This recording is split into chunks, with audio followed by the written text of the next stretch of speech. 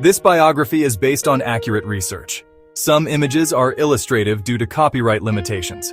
Thomas Stephen Monaghan's story begins not in a boardroom, but in circumstances of profound loss and uncertainty.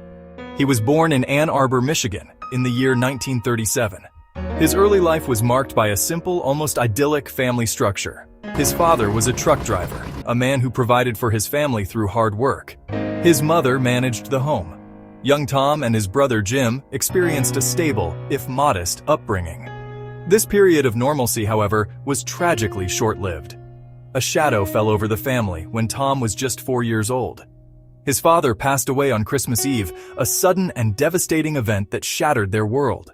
She found herself unable to care for her 2 young sons alone. With a heavy heart, she made a decision that would define Tom's childhood.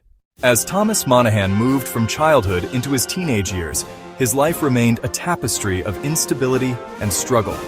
He and his brother left the orphanage and returned to live with their mother. The reunion was strained. Years of separation had created distance. Their home life was often fraught with tension. Tom brimmed with ambition, but that showed up as mischief and a rebellious streak. He clashed with his mother and tested the fragile peace of the household. He dreamed of becoming a priest and entered a seminary, but he was expelled. He bounced between high schools, searching for his place. Seeking structure, he made a pivotal choice. He enlisted in the United States Marine Corps.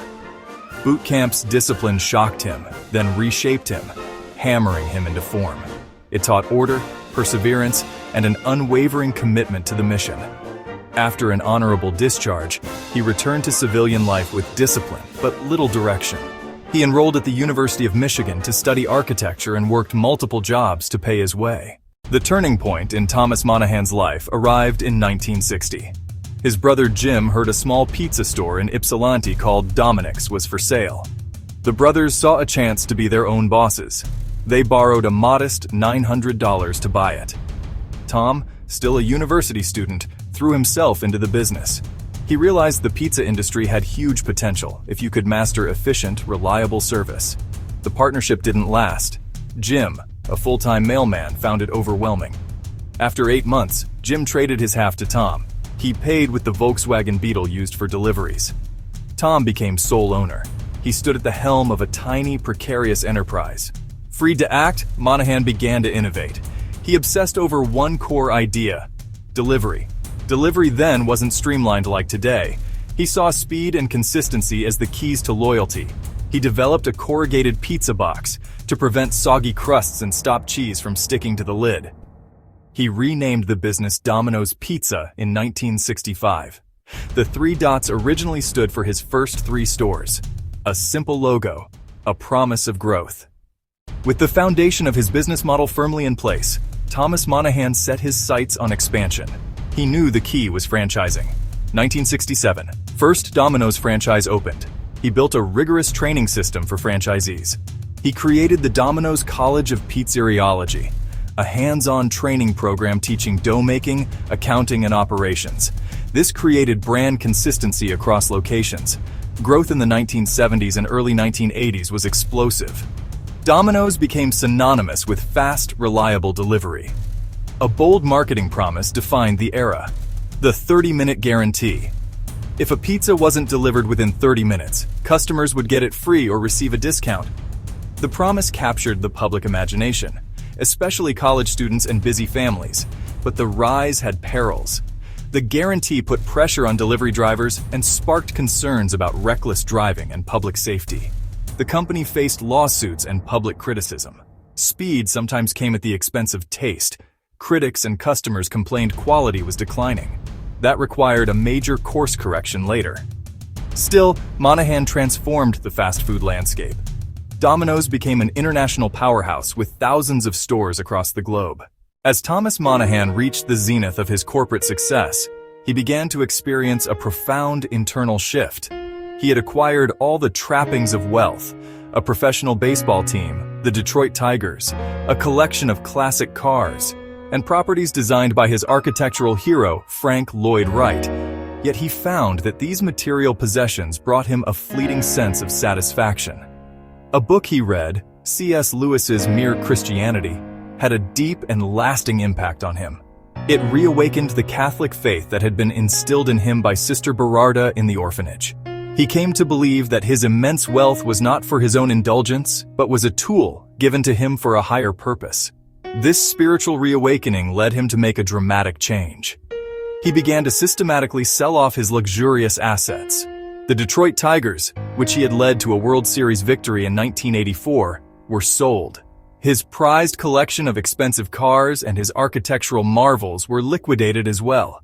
He took a vow of poverty, not in the monastic sense, but as a personal commitment to live more simply. He began to dedicate the vast majority of his fortune to philanthropic causes, particularly those aligned with his conservative Catholic beliefs. He established the Ave Maria Foundation. One of his most significant projects was the creation of Ave Maria University, a new Catholic university built from the ground up in a remote part of Southwest Florida. Alongside the university, he planned and funded the development of the town of Ave Maria, a community designed to support the institution and its mission. This project became his new obsession, a cathedral to his faith built with the proceeds of his pizza empire. Throughout his life, several key decisions served as critical crossroads, fundamentally altering Thomas Monaghan's path. The first of these was the moment he and his brother decided to buy that small pizza shop, Domino's. It was a modest investment, a gamble taken by two young men with little business experience. When his brother opted out, leaving him the Volkswagen Beetle and sole ownership, it became a point of no return. This decision to persevere alone rather than sell his share cemented his commitment and set him on the solitary path to building an empire. A second defining moment came with his full-throated embrace of the franchise model. Many small owners stop at local success. Monaghan understood scale required systems and training. His decision to create a rigorous training program and franchise Domino's was a masterstroke, allowing the brand to grow at an enormous pace. The sale of his majority stake in Domino's Pizza in 1998 was perhaps the most significant business decision of his later life. He sold 93% of his stake to Bain Capital for an estimated $1 billion. The immense capital unlocked by this sale became the engine for his philanthropic ambitions. He consciously chose to trade his title as a corporate titan for that of a full-time philanthropist. Finally, his decision to pour hundreds of millions into the creation of Ave Maria University and its surrounding town stands as the capstone of his life's work. This was not merely a donation, it was an act of creation. He sought to build a lasting institution that would reflect his deepest held values for generations to come.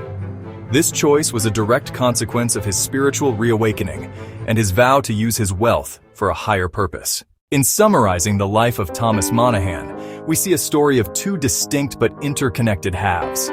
The first half is a classic American tale of rags to riches success. It is the story of an orphan who, through grit, discipline, and an obsessive focus on systems, overcame immense adversity. The discipline he learned in the Marines provided the structure he needed to execute his business vision. His business legacy is one of scale, systemization, and the transformative power of franchising.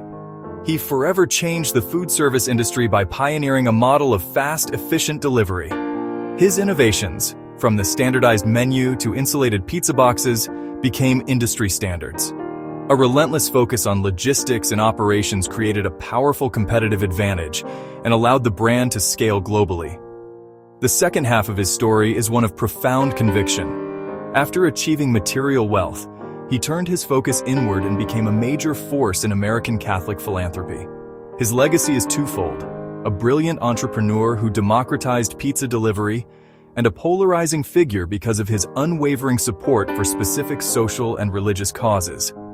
Each chapter of his life responded to circumstances and principles he chose to live by, creating a clear line from the lonely boy in the orphanage to the powerful philanthropist. The establishment of Ave Maria University is his most visible monument, a testament to his desire to create enduring institutions that reflect his deeply held beliefs. Ultimately, Thomas Monaghan's legacy is complex: ambition, transformation, and an enduring quest for a meaningful existence. His influence is undeniable. Sources and further reading appear in the description. Thank you for watching.